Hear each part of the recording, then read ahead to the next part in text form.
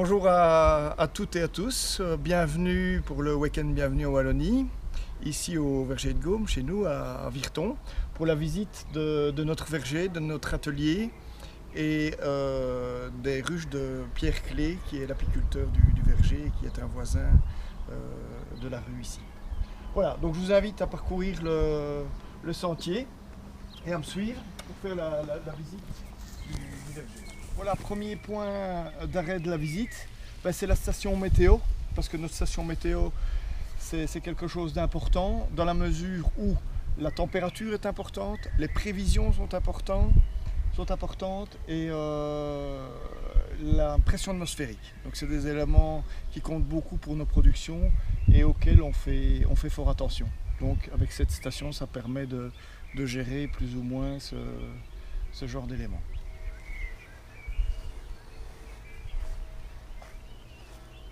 Voilà, donc dans le matériel utilisé pour notre activité, il y a notamment une tondeuse de 2,20 m de large qui nous permet de faire les grandes bandes en ligne droite pour tondre le gazon, parce qu'on fait une tonde régulière. C'est notre mode de production. Donc en dehors des grandes bandes de production, donc des lignes d'arbres, il y a aussi les contours d'arbres. Et pour ça, on utilise un petit tracteur tondeuse professionnel, mais qui fait du 360 degrés, donc qui nous permet justement d'aller dans les endroits un peu moins accessibles et surtout faire vraiment le tour des arbres et faire un travail très intéressant.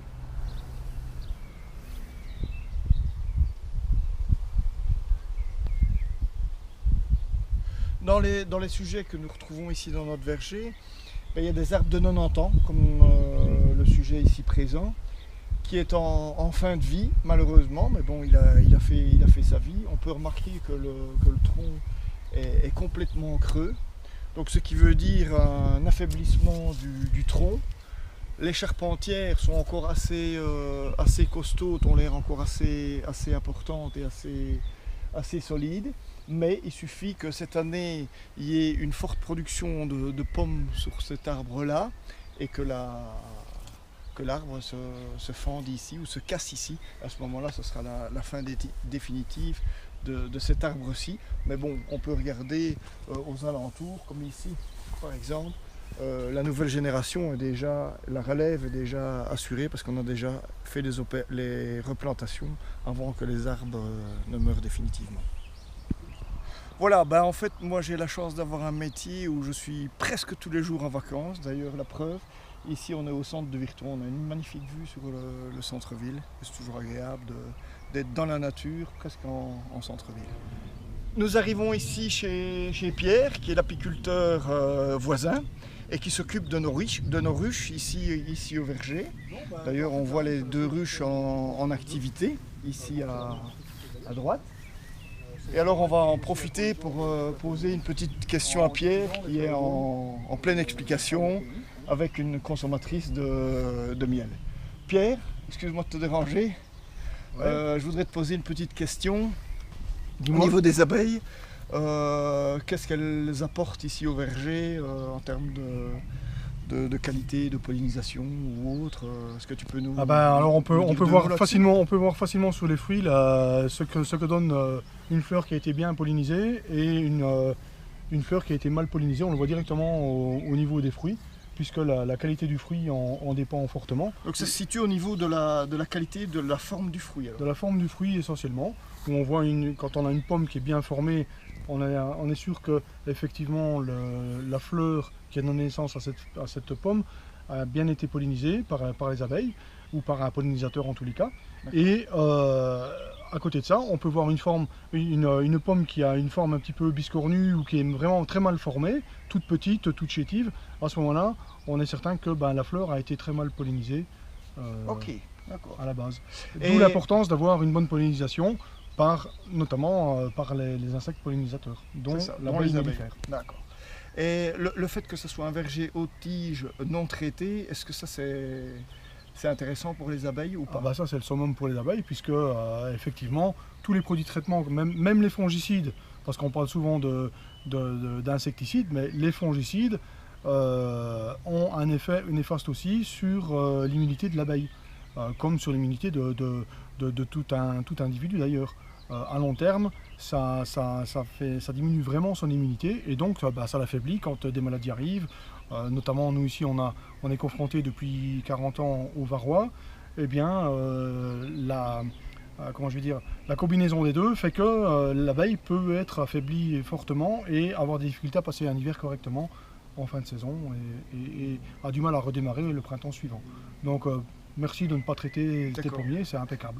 Donc c'est un excellent terrain de jeu pour elle alors. Et donc c'est un excellent terrain, pas uniquement de jeu, mais de nourriture en fait. Voilà. Elles ont le gîte et le couvert. Voilà. Super. Et nous on a une bonne pollinisation. Et donc, voilà, on est tous contents. Complément. Super. Voilà. Ben, merci pour ton activité et ta passion. Merci Pierre. à toi. Merci. Donc parmi les activités qui composent mon métier, il y a l'élimination du bois de taille. Alors préalablement, on brûlait le bois de taille et maintenant, il est de bon ton de le broyer. Donc voilà l'attelage qu'on utilise pour le broyage en saison. Donc le quat, derrière petite remorque pour réceptionner le broyat et le broyeur dans lequel évidemment on introduit les branches, broyage, martelage et on se retrouve avec des branches de pommiers qui sont broyées, martelées, qui donnent un bon mulch qui permet justement de venir faire couvre-sol naturel et d'empêcher les mauvaises herbes de prendre le dessus, tout simplement. En termes de matériel, on peut voir ici une petite chaîne d'embouteillage, puisque les produits vinifiés sont des diversifications. Donc le jus de pomme est notre produit phare de production. D'ailleurs, on en reparlera un peu plus tard. Ici, ligne d'embouteillage, tireuse 4 becs. On met les bouteilles, que ce soit cidre ou zygomar, c'est le même principe. Ici, pour le cidre, on a besoin de mettre sur un tourniquet d'attente parce que l'effervescence doit être préservée dans la bouteille. Et puis la dernière étape, c'est le bouchage et l'uselage de la bouteille avant étiquetage, mais qui se fera ultérieurement. Une occasion des week-ends bienvenue en Wallonie et d'autres occasions de portes ouvertes. On a aménagé un petit cinéma au sein de notre cellule frigorifique qui permet de passer des vidéos explicatives sur notre activité. Voilà, nous arrivons au cœur des opérations, c'est-à-dire l'atelier de transformation des pommes en jus. Donc les étapes sont simples. Arrivée des fruits dans le basculeur.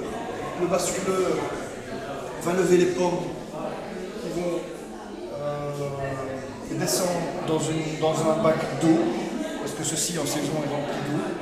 La vis sans fin va monter les pommes dans le cœur du broyeur, et puis les pommes vont tomber dans le conquet. Une fois qu'on a 1800 kg de pommes broyées dans le conquet, on arrête le broyage et on pousse les pommes broyées via le tuyau de liaison entre le conquet et le pressoir. Une fois les pommes dans le pressoir, que vous pouvez voir là avec les drains qui permettent justement une extraction optimale du jus, on va réceptionner le jus brut via la main que l'on va pomper dans les cuves de décantation. Ça, nous faisons un jour et nous nous occuperons du jus après décantation le lendemain. Quant à la fin de presser, les pulpes de fin de presse vont être sorties du pressoir et évacuées par l'extérieur en remorque et va servir d'aliment pour animaux d'une ferme voisine. Comme je vous le disais il y a quelques instants, la décantation se fait le lendemain du pressage. C'est-à-dire que pendant la nuit, les matières en suspension les plus lourdes vont tomber dans le fond de la cuve. Et le lendemain, nous allons prendre le jus, le passer à travers un filtre à plaques, qui sont des plaques de cellulose, donc c'est du bois recomposé, un matériau naturel. Le jus filtré va être stockés dans la cuve de jus clair avant d'être pasteurisés. Donc ici, on est sur un pasteurisateur qui travaille au 10e de degré, qui nous permet d'être précis dans notre pasteurisation, parce que si nous pasteurisons trop haut, ben nous allons tuer des choses intéressantes dans notre jus, et si nous pasteurisons trop bas, on risque d'avoir un jus qui ne se conserve pas dans les poches.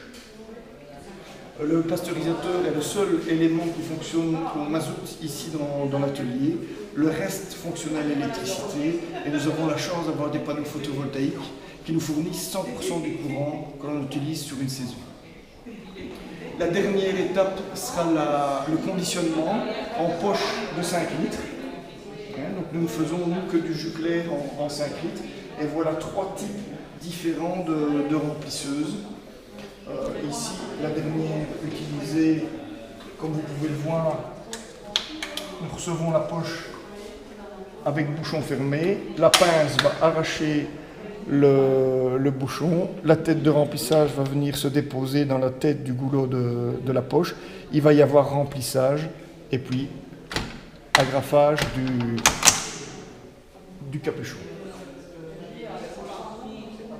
Ici, on est sur le même type de machine, ce sont des remplisseuses bag-in-box, mais celle-ci, dernier cri, va nous permettre de travailler avec des poches en continu et d'avoir une qualité, un confort de travail beaucoup plus intéressant, parce que là, nous serons sur un travail linéaire en continu par rapport à notre ancienne machine, qui finalement est un mouvement assez peu ergonomique et qui peut faire quand même pas mal de dégâts au niveau de l'épaule à force de répétition.